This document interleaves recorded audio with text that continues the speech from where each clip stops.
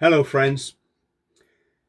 So I've been asked about the infamous New Year's crush in Hong Kong in 1993, how that affected me as I was there. So for those of you that haven't read my book, Eat and Smoke, I traveled to Hong Kong for the first time. I've been there four times now in my life, that is. So I traveled there for the first time in 93. I got a cheap indulgence flight because I was still Royal Marines Commando. And in those days, you could pay a silly amount of money. I mean, a small amount of money. In this case, it was £40, so 60 American dollars. And you could fly to all kinds of exotic locations around the world, Hong Kong obviously being one of them. So I flew with British Airways. You probably heard me say in those days I was a big drinker, so I drank probably more than 40 quid's worth of beer on the plane. And I landed in Hong Kong. I went into the naval base, HMS Tamar. It's sort of a small skyscraper. And I blagged some accommodation with my fellow Marines there who were in the territory on anti-smuggling duties.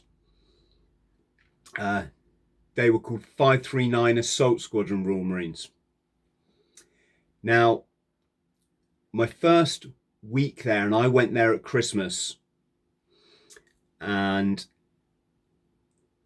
I was walking down a shopping street wondering why all these big jewelry stores, which were very plush sort of affairs, why the security guards standing outside all had shotguns, right? It just seemed a bit extreme. We have nothing like that in England. We still don't to this day.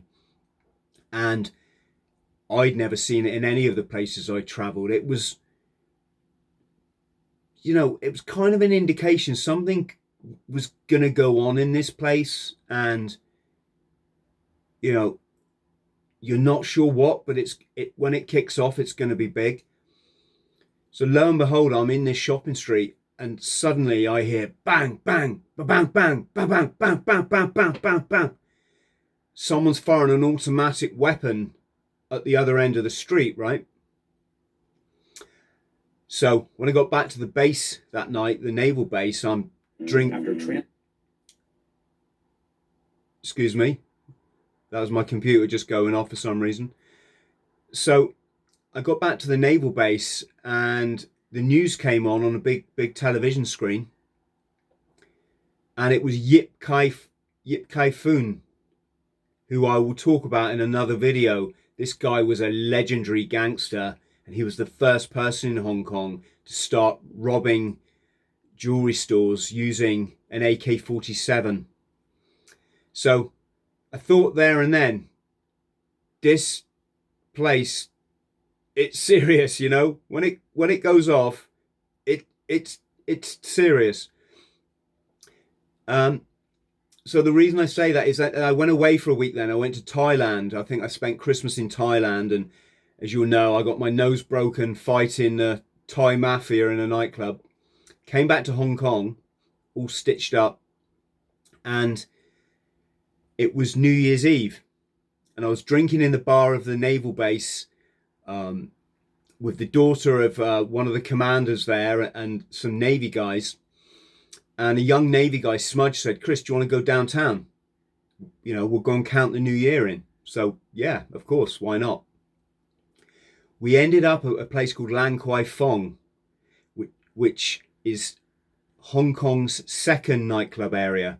You may have heard of Wan Chai, as in the legend of Susie Wong, the kind of sailors, hedonistic, I would say paradise, but it's really kind of a red light district.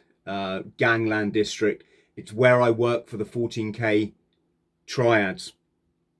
Well, this is the Hong Kong's second nightclub area, and it's a bit more upmarket. It's a bit more for your sort of posh expats.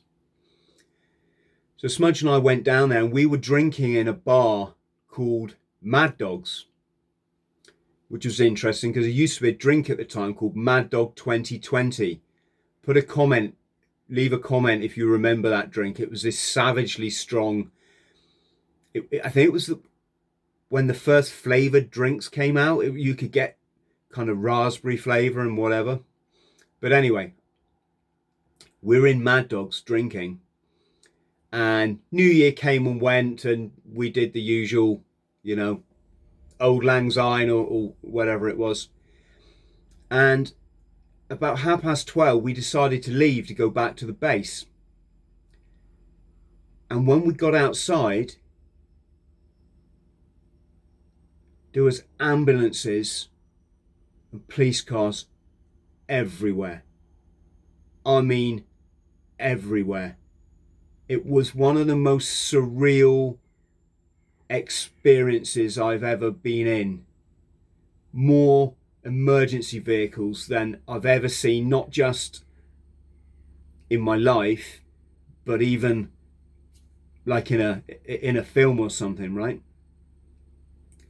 And all down the middle of the street are shoes. Yeah, shoes. And I'm stood there with Smudge, and we were hammered. Obviously, he's a matlow, I'm a bootneck marine. So we just drank to destruction in those days. And I'm staring at these shoes, thinking, what? And in the doorways of the premises, the shops and so forth down this street, Diagula Street, there was bodies lying in the doorways, lifeless bodies. And the ambulance people were trying to resuscitate them. This is a whole street like this.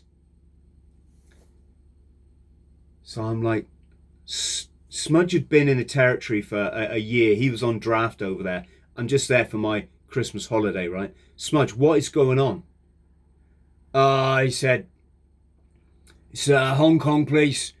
They always overreact. They always overreact. Come on, Chris. Come on. And he grabbed me and he sort of, you know, ushered me out of there.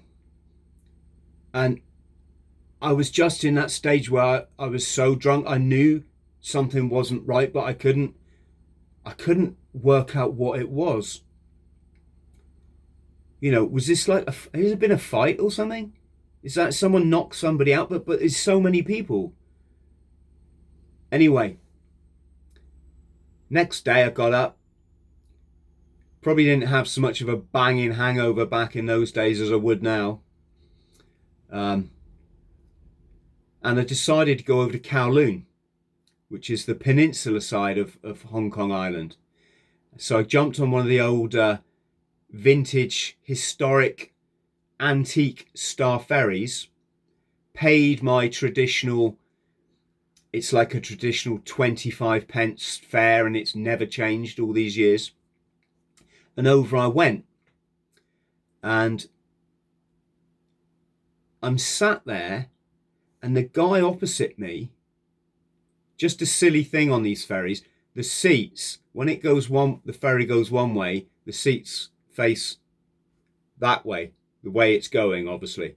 When the ferry turns round to return journey, the seats just flip like that. Just thought I'd throw that in there.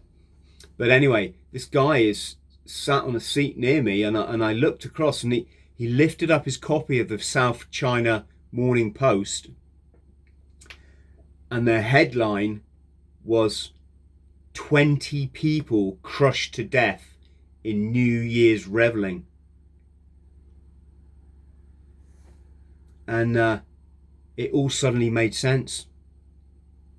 So, to fill you in on what happened, traditionally at New Year there's a 10 count a countdown, and people rush out of the bars in Lan Kwai Fong to just celebrate the new year in together. And someone's on a megaphone, 10, 9, you can picture the scene, right? Well, this year there was a particularly large amount of revelers, and they all rushed out the clubs and they rushed into this street, and it was slicken with beer and champagne from people celebrating. There was also people spraying foam around. And of course the people came in this street, slipped straight on their ass, and the people behind just came over the top of them. Before you knew it, people were dying, panic had broken out, and the crush started. And a little bit like that awful football disaster, it was people coming in the back, not realizing what was happening, because they're hearing the screams and they're thinking it's people are having fun, it's New Year. And so they kept pushing and pushing, and of course, as we know, 20 people died. The majority, 17, were Hong Kong Chinese. There was a Canadian, I believe it was, a Canadian teenager, I think 17. And there was a 15-year-old English expat teenager, kid, 15. I believe he was the son of a local police chief or something of that nature. And I think the other person was of Asian descent, foreigner, but of somewhere in Asia. And so, yeah, that was the time where I saw 20 people dead. Did it affect me?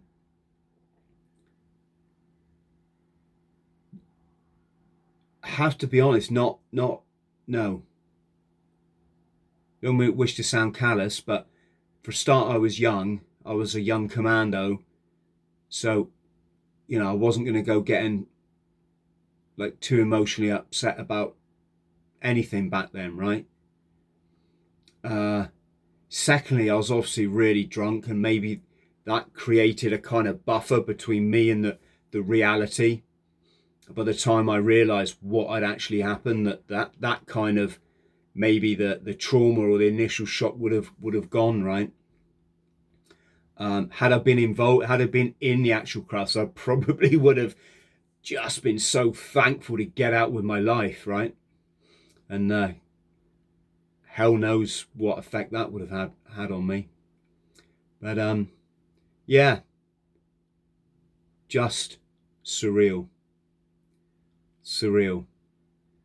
So stay tuned, and I will be talking about the legendary Hong Kong gangster, Chinese immigrant, illegal immigrant, Yip Kai Fun. Thank you for listening.